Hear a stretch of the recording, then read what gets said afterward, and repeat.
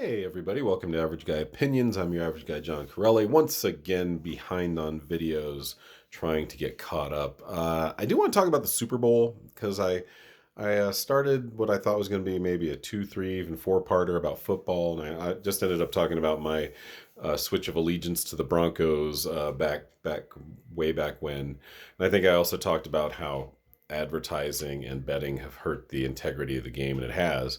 I honestly remember when I was a kid, the games took 3 hours, sometimes even less. And that's one way advertising, especially, has hurt the integrity of the game. Is sometimes the clock will run, guys going out of bounds. It used to be anytime a player went out of bounds while possessing the ball, uh, the clock stopped. And that's not true anymore. So that's how it's hurt the integrity of the game. It's also just embarrassing the amount of ads they slip in versus what they used to, and that's just me being, an old man who's not happy with the way that's going. But I also get a right to be unhappy with that because, like I said, sucks.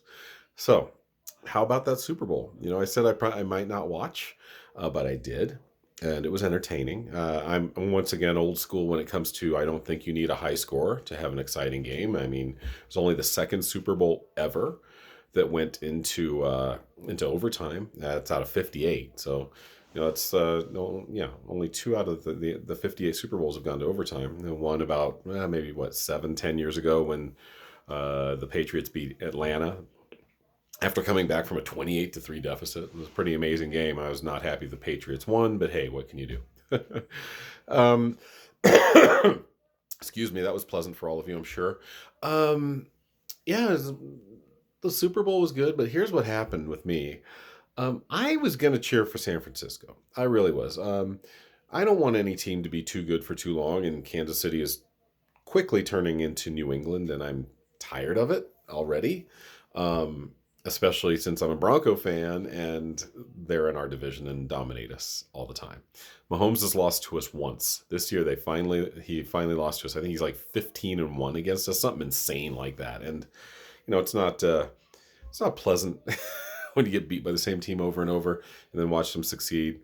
Uh, I was for them a few years ago when they won their first one. When they beat San Francisco like 4 or 5 years ago, it was Super Bowl 54 because it had been exactly 50 years since they had won their last one, which was Super Bowl 4. So happy for them then. Last year, I wasn't happy for them because Philadelphia got dicked at the end of the game on that phantom holding call, defensive holding call. So I wasn't happy about that. And this year, I went in cheering for San Francisco. And I was watching nominally, and then, as the game, getting close to halftime, San Francisco has a little lead here, and they're playing pretty well. And let's see how this goes. And I didn't listen too much to the commentators. Tony Romo does the commentating, or the commentating, and Jim Nantz does the play-by-play. And so, and I watched Jim Nantz blow Tom Brady for like 20 years, it felt like it. Every time. I don't like when the people, the broadcasting talent, takes a side in a game. They're supposed to be impartial. It drives me nuts. And Tony Romo was blowing the 49ers so much that I started cheering for Kansas City. I really did. I was like, I'm tired of this. It's like he kept referring to, it was like an us them type of thing, or we got to do this, a we them type of thing. I'm like, dude, you are supposed to be impartial, and you're not. He also did, I remember when Tampa Bay beat Kansas City in that bogus Super Bowl. It was just a blow fest for Tom Brady. I remember right at the beginning of the game, I'll never forget this. Tony Romo says, "Oh, these guys hold a lot." And he's talking about Kansas City's defensive backs. Well, these guys hold a lot. I'm like, what? How are you being impartial right now?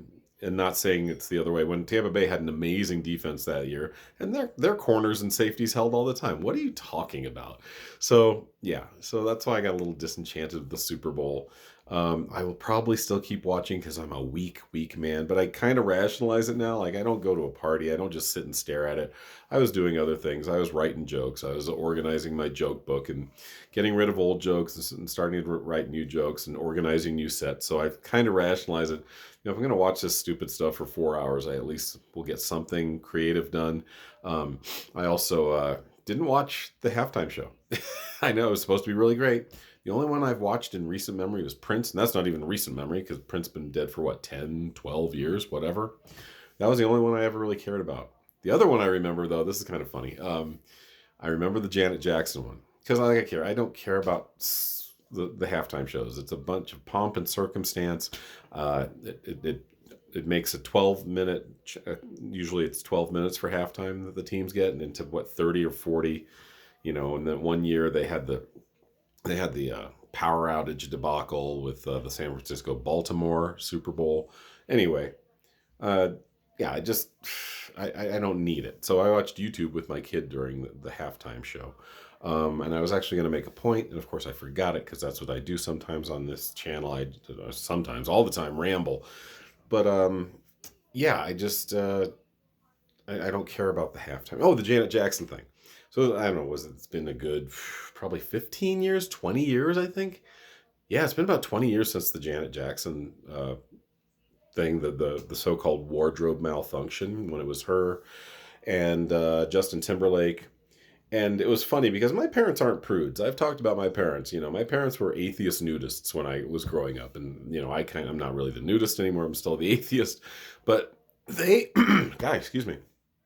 They are not shrinking violets by any means. They're not prudes by any means. And they came over to watch the Super Bowl. I don't even remember which two teams are playing.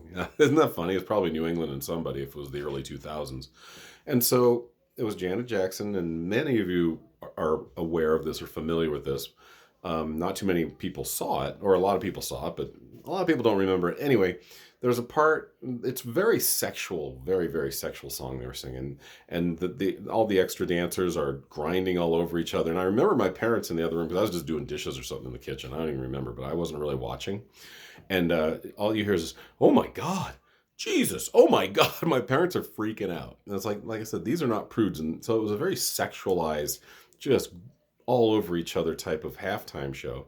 And then at the end, of course, Justin Timberlake rips off like whatever and exposes Janet Jackson's nipple. Now I can tell you, I did watch because after hearing my parents moan and groan for about 10 minutes, I go, what's going on?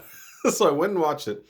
I remember that happening. I don't remember seeing Janet Jackson's nipple at all. So somebody must have really been watching closely. It was not really prevalent. What I do remember though is the way it was presented. He rips that whatever he rips, and he's just like, he's tired from dancing, but he looked like he had just raped somebody. I mean, it was really, I know they were going for a sexual vibe, but man, it was a rapey vibe at the end of that song. And it was weird seeing Justin Timberlake, who still at that point was youngish and kind of, he was like the Tom Brady of music, the pretty blonde, perfect guy. And then him seeing this alter ego where he's like, it was weird and it was creepy. And then all the shit. Why did Janet Jackson take so much shit? She didn't do anything wrong. She didn't rip anything. She didn't create the wardrobe that malfunctioned.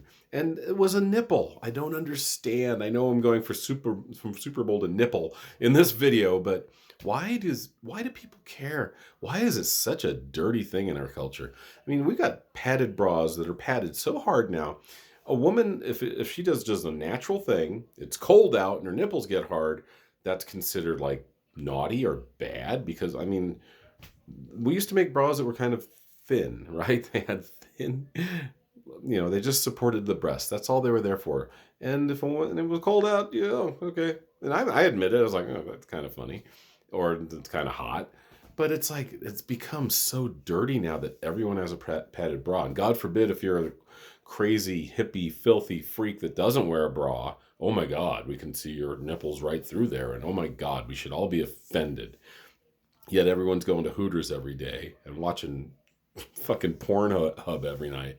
But we have a problem if a woman doesn't have a padded bra anymore. It's just hilarious. So there's kind of a little rant about the Super Bowl and about our puritanical ways here in the United States. I will talk about some other things coming up in the next few videos. Thanks for watching. Have a great evening, morning, nippling, whatever you're having. Enjoy it. And I'll talk to you soon. Bye.